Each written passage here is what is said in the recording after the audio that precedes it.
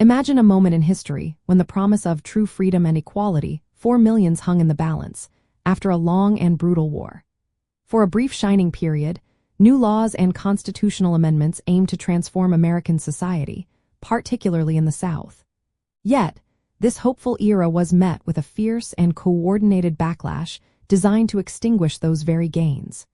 It was a critical juncture that dramatically shaped the future of the nation. White supremacists systematically undermined Reconstruction primarily through organized violence, the economic subjugation of Black Americans, and political disenfranchisement. Their efforts successfully dismantled the progress made toward racial equality and re-established white dominance in the American South, fundamentally altering the course of post-Civil War America. The core mechanism behind this undermining was a multifaceted strategy aimed at reversing federal Reconstruction policies and suppressing the newly acquired rights of formerly enslaved people.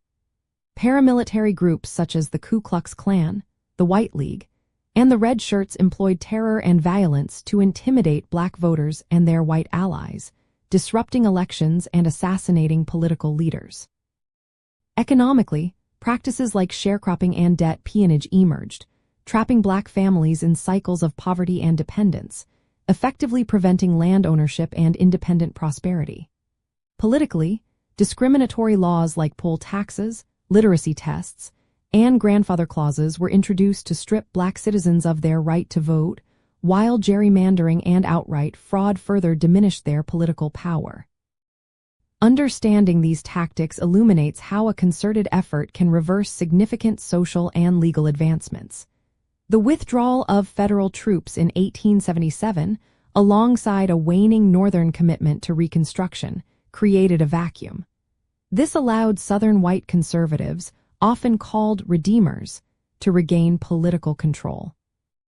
They then systematically repealed Reconstruction-era legislation, rewrote state constitutions, and implemented Black codes and later Jim Crow laws, institutionalizing racial segregation and discrimination for nearly another century.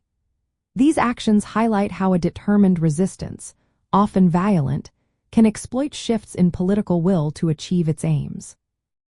An insightful detail is the Mississippi Plan of 1875, a particularly brutal and effective strategy. It involved open violence and intimidation at the polls, aimed at suppressing the Republican vote and ensuring Democratic victory.